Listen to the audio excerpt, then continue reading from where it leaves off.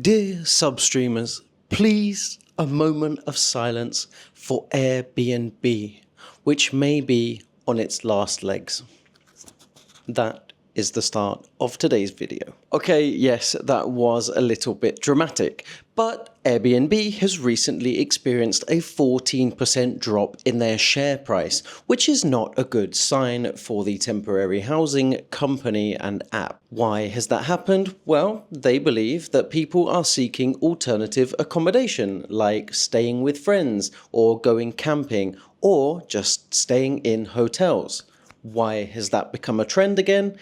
Because Airbnb kinda sucks. Now, I was a digital nomad back in 2015 when that wasn't such a big thing, and I went to Spain and Portugal, and Airbnb was fairly new and taking off in Europe, and I was able to find great rooms and apartments for like $200 to $300 a month. It was incredible. It was a great way to get a short-term rent. And I wanted to stay for a month in Lisbon. I found a great double room with a balcony by the beach for $280. Now, that is impossible. Anyone can tell you, you just won't find that now. And that's because Airbnb has become the kind of thing that it wanted to destroy. It has forced prices up in the areas that are most popular, and it's made it harder for people who live in those areas. It was originally a spare room kind of app where people who had space could make an extra income. It turned into some capitalist nightmare where people were buying up properties to turn them into Airbnb lets. I don't believe that was the original plan, but Airbnb didn't stop it, and that's contributed largely to the huge housing problem that we have in the West. So I've got a bit of schadenfreude when I see Airbnb suffering, when I see Airbnb get banned in major cities, when I see people going back to traditional ways of travel. I'm very happy. Hostels, hotels, motels, camping, staying with friends, great alternatives to Airbnb, which frankly, hosts are putting very toxic rules, controlling their guests, putting weird limits, predatory cleaning fees, and basically causing local social issues too. So I'm not a fan of Airbnb, and I haven't been for a long time. So is the news as bad as they're making out? Well, a 14% share price drop is significant, but what might be more significant is that they only made $555 million in the last quarter. Oh no. Well, that's actually down a lot from $650 million in the same quarter last year. So for Airbnb, that's a double dilemma. They not only see their share price going down, but their revenues too. That is an existential crisis for such a big company. And Airbnb's made another big change in the last year, is that they've removed 200,000 listings from their website, what they deem to be low quality listings.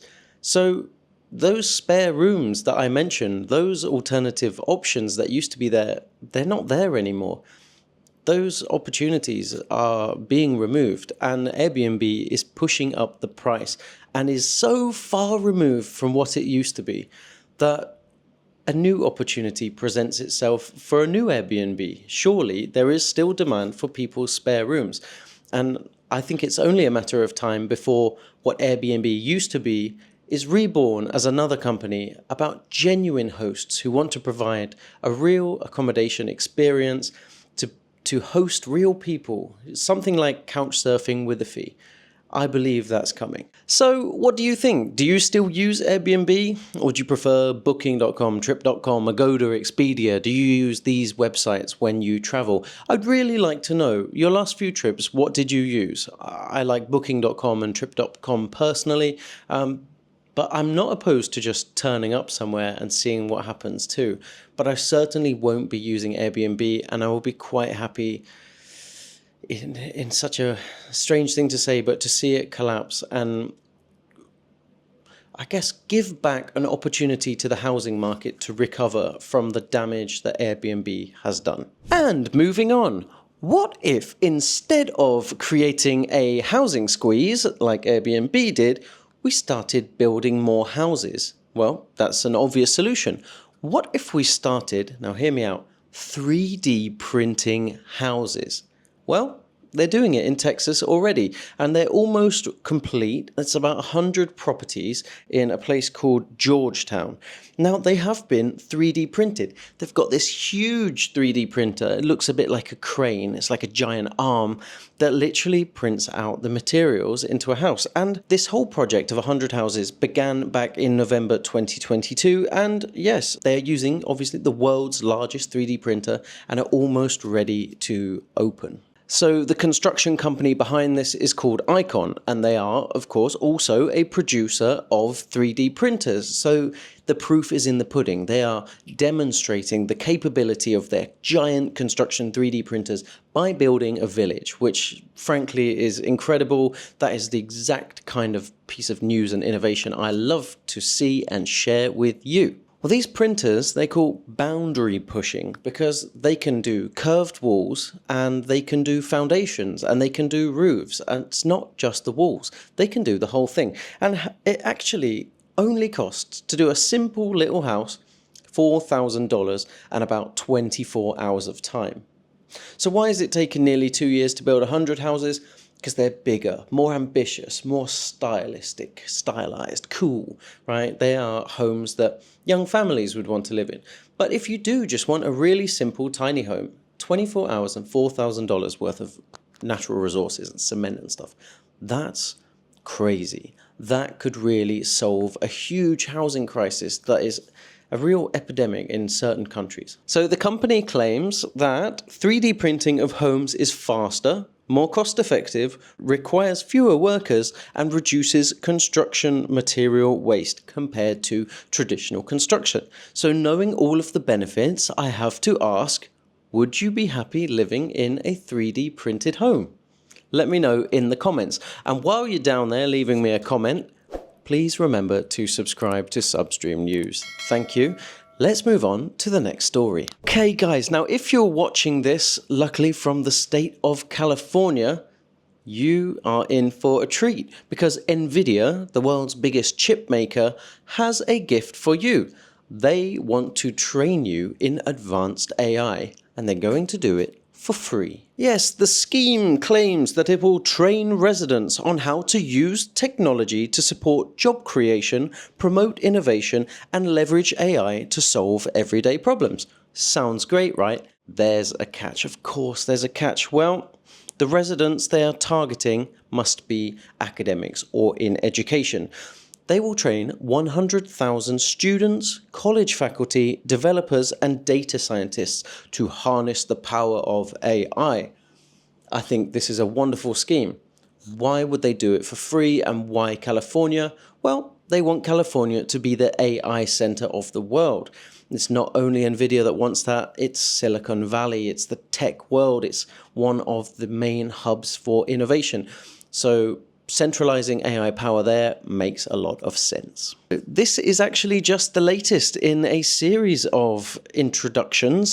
They have introduced a state worker training program, a generative AI summit, and various pilot projects to understand how the technology, and I quote, can address everyday challenges like traffic congestion and language accessibility. Wow, that sounds great. Good news if you're from California, but luck's out if you're anywhere else. But if you do want to learn about AI, go to Google. There are so many free training programs, and in the process, you get to help develop AI tools. It's a fair trade. If you're scared of what AI is doing and can become, maybe stay away from this one. Let's move on to the next story. Oh, no. It's a tragedy. Oh, no. Have you seen the news? 2 billionaires crashed their mega yachts into each other off the coast of Naples, Italy.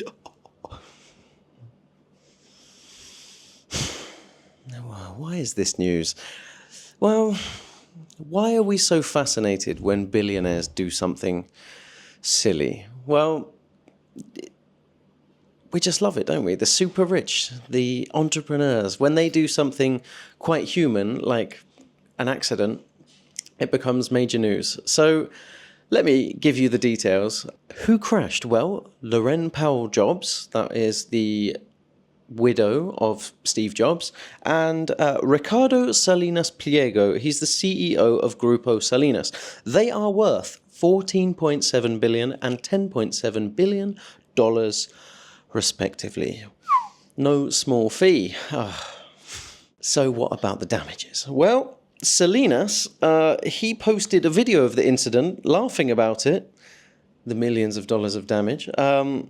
He said, "I'd like to know what the captain and crew were doing that they didn't see a yacht the size of mine in front of them. The good thing is that nothing more than a scratch happened. But it's a big scratch that's going to cost a lot to fix." And then he wrote, "Ha, ha, ha."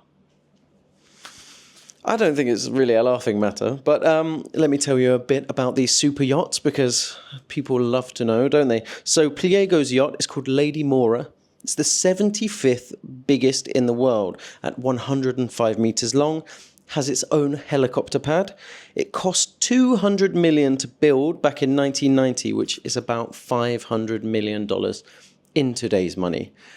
That's incredible. But I think we should move on to the next story. But I'm going to stay on the billionaire theme because everybody likes that big B word. Okay, this is my final story, and it's about Billionaire's Bluff.